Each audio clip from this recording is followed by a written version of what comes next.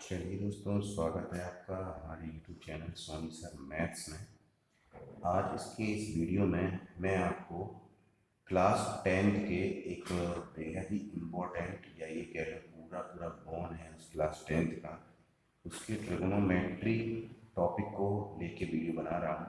और इसमें मैं आपको ट्रिग्नोमेट्री के स्टार्टिंग से लेके एंड तक सारे डाउट्स और सारी चीज़ें क्लियर करूँगा। तो आप हमारे चैनल पर अगर पहली बार आए हैं तो प्लीज़ सब्सक्राइब करें और लाइक एंड शेयर जरूर करें।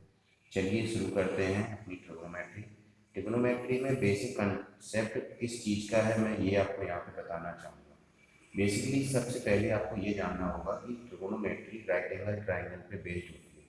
राइट एंगल ट्राइंगल पे बेस्ड होती है और क्या होता है इसमें कि मेन जो है वो राइट एंगल है और इसमें जो आर्म्स है इसकी, या तो ये कह लो कि अपन ये जानना चाहते हैं कि इसमें एंगल प्लस साइड्स इन दोनों का कॉम्बिनेशन रहेगा। यानी इन दोनों का कॉम्बिनेशन का मतलब है इन दोनों की मीजरमेंट के थ्रू, इन दोनों की मीजरमेंट को फाइंड करना, वो भी किसी एंगल, जैसे मान लो कि आप साइड फाइंड करना चाहते हैं एंगल के थ्रू, एंगल के थ्रू साइड फाइंड करना चाहते हैं तो उसको बोलेंगे उसी पे आपको ट्रिग्नोमेट्री पे वर्क करना पड़ेगा, तब आप उसको फाइंड कर पाएंगे।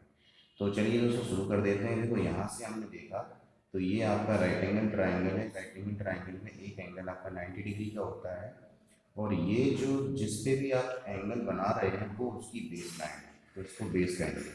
और बेस के कांटेक्ट में जो लाइन आती है, बेस के कांटेक्ट में जो लाइन आती है वो कौन सी लाइन होती है? वो होती है आपकी ट्रांसवर्सल लाइन। कौन सी लाइन होती है? ट्रांसवर्सल।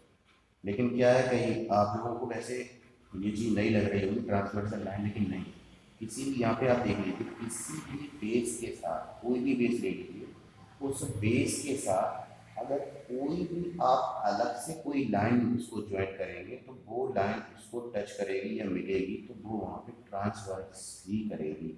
यानी वो जब तक उसको ट्रांसवर्स करके नहीं गुजरेगी तब तक वहाँ एंगल का निर्माण नहीं होगा। यानी एंगल के निर्माण के लिए बेस और ट्रांसवर्सल लाइन होना अत्यावश्यक है, यानी बहुत ज़्यादा जरूरी है।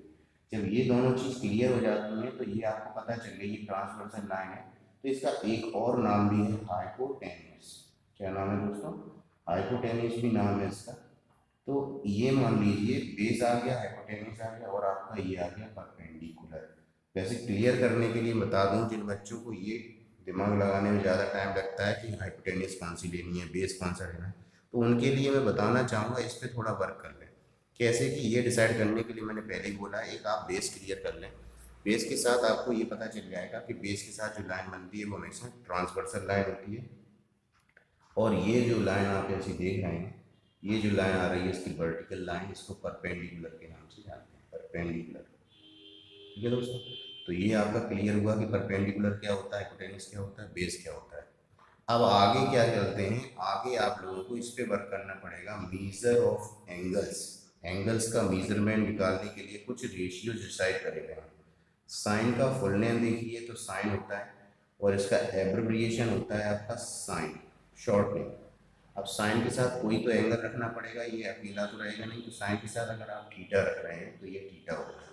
अब साइन का थीटा आप रख रहे हैं तो इसका एक फॉर्मुलेशन यानी ट्रिग्नोमेट्रिक रेशियो।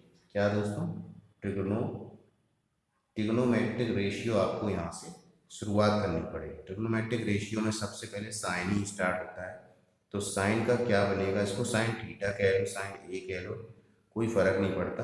तो इसके लिए कई बच्चे हमने देखा है, कई बच्चे ट्रिक्स याद करके रखते हैं। ट्रिक्स पे बेटा मत जाइए, यहाँ पे देखिए कि इसके लिए सबसे पहले आपको यहाँ डिसाइड करना है कि नीचे आपका हाइपोटेन्यूस काम करे, H4 हाइपोटेन्यूस, और इसका P के साथ जो भी कॉम्बिनेशन होगा या रेशियो होगा इसको कहेंगे आप साइन थीटा। ठीक है। दूसरा ट्रिग्नोमेट्रिक रेशियो आपका आएगा कॉस थीटा। कॉस थीटा क्या होता है? सेम है, याद करने के लिए कोई ज़्यादा खास अंतर नहीं है, बस ये याद रख लो इसका डिनोमिनेटर तो सेम रहेगा, इसका केवल न्यूमिनेटर बदल जाएगा तो वो बेस अपॉन हाइपोटेन्यूस हो जाएगा। इसके बाद आएगा आपका टेन थीटा। टेन थीटा का बेस आपका आ जाएगा है कि पी अपॉन बी, यहाँ पे एच नहीं रहता है। तो ये तीन आपके जो ट्रिग्नोमेट्रिक रेशियो हैं, ये तीन आपको याद करने पड़ेंगे, P upon H, B upon H और पी अपॉन बी। इसको भी याद करने के लिए मैं आपको हिंट कर देता हूँ, कई लोगों को ट्रिक्स याद करने की बहुत ज़्यादा आवश्यकता होती है, लेकिन ट्रिक्स से आपको क्या होगा, ये तो याद हो जाएगा, परपेंडिकुलर अपना हाइपोटेन्यूज तो याद हो जाएगा, लेकिन एक इम्पॉर्टेंट चीज़ जो आपको मैं बताना चाहूँगा वो नहीं आप कर पाएंगे। सपोज दैट मैं आपको एक ट्राइंगल बना के दे रहा हूँ। उस ट्राइंगल में आप देखिए कि आपने देखा यहाँ पे जो राइट एंगल ट्राइंगल रहता है, जैसे मान लो ये बी है, ये सी है और ये ए है। सपोज दैट आपसे पूछा जाए साइन ए क्या होगा।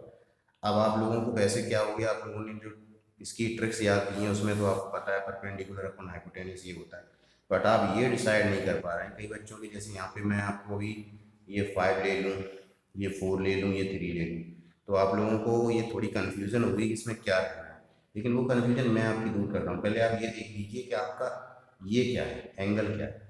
एंगल पे वर्क करना पड़ेगा आपको। अगर ये एंगल यहाँ पे वर्क कर लेंगे आप तो ज़्यादा आपको बेटर रहेगा, ये बजाय इसके कि आप इसकी जो ट्रिक याद कर रहे हैं वो करें।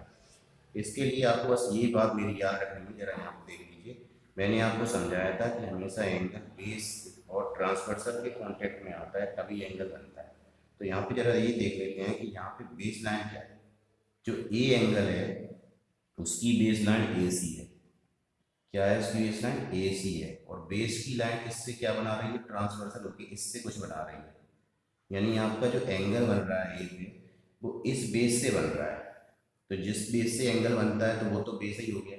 यानी ये क्लियर है कि ये बेस है, ये क्लियर हो गया कि ये बेस है। और जिसके साथ वो एंगल बनाती है तो जरा देखना वो ट्रांसवर्सल लाइन है। तो इसके साथ जो एंगल बनाती है वो ट्रांसवर्सल लाइन है। तो यहाँ पर भी ये ट्रांसवर्सल लाइन हो गई। जब ये ट्रांसवर्सल लाइन हो गई तो ये क्लियर हो गया कि ये क्या हो गया, हाइपोटेनस हो गया। तो इसका मतलब अब तो आपको क्लियर हो गया कि ये क्या रहा आपका बचा हुआ, ये क्या रहा आपका परपेंडिकुलर। तो ये मेरी बात अगर आप लोगों को समझ में आई तो प्लीज़ जरूर लाइक कीजिएगा। यहाँ पे आप लोगों को मैं क्लियर कर देता हूँ कि अब आपको पता चल गया कि ये क्या है, परपेंडिकुलर है। तो साइन का फॉर्मूला क्या होता है, परपेंडिकुलर हाइपोटेनस। तो यहाँ से अपन लिख सकते हैं 3/5, ये इसका आंसर होगा। बजाय इसके कि आप इसमें ढूंढते फिरते कि परपेंडिकुलर क्या है, बेस क्या है, ये क्या है, इसमें कन्फ्यूजन नहीं होगी आपको दोस्तों। और अगर आपसे ऐसे मान के चलो इसमें डायरेक्टली आपसे कॉस बी पूछ लिया जाए, बी कॉस बी, तो आप कॉस बी के लिए परेशान मत होना। कॉस बी में भी यही चलना, क्योंकि कॉस बी के लिए अब मैं आपको इसमें अलग से एक ट्राइंगल बनाऊँ इसी जैसा बिल्कुल सेम, नाम भी मैं सेम रख देता हूँ, बिल्कुल इसी जैसा सेम बना के दिखा देते हैं आपको। यहाँ पे सी रखा मैंने, यहाँ पे बी रखा मैंने और यहाँ पे ए रखा। अब फाइंड आउट कर रहे हैं आप कॉस बी। कॉस बी के लिए मेरा ये आप लोग देखिए कि इसमें एंगल क्या बना है, एंगल देखो यहाँ बना रहे हैं। तो इसका मतलब है बेस लाइन क्या ले रहे हो आप, ये वाली। तो एंगल जो बनाते हैं उस पर बेस लाइन पे, तो उसी को कहते हैं। यहाँ पे मान लो चलो बी पे आपने एंगल बनाया तो क्लियर हो गया कि ये बेस है। और जिसके साथ तुम एंगल बनाते हो वो क्या है, हाइपोटेनस है। अब जिसके साथ एंगल बन गया तब बेस हो गया, हाइपोटेनस हो गया, तो ये क्या बचा, परपेंडिकुलर बचा। अब जरा देखो नाम वही है, सब कुछ वही है, फिर ये एंगल कैसे बदल गया। वो एंगल अपन ने खुद बदला है। यहाँ पे बी का रिक्वायरमेंट है तो अपन को बी पे चलना चाहिए। तो ये बी पे बन गया। अब अपन को क्या लिखना है, इसका वैल्यू लिखना है। तो ज़रा वैल्यू रख लेते हैं। ये तो वही है 3, ये 4 है और ये 5। इसकी वैल्यू जरा देखना बी, तो ये आ जाएगा आपका बी, और एच कितना है 5, तो 3/5। क्लियर। तो इसको आप लोगों को गौर करना चाहिए। अगले वीडियो में हम बाकी के रेशियो के बारे में चर्चा करेंगे। और आप लोगों को अगर चैनल पसंद आया तो आप लोग लाइक एंड शेयर जरूर करें और सब्सक्राइब करना ना भूलें।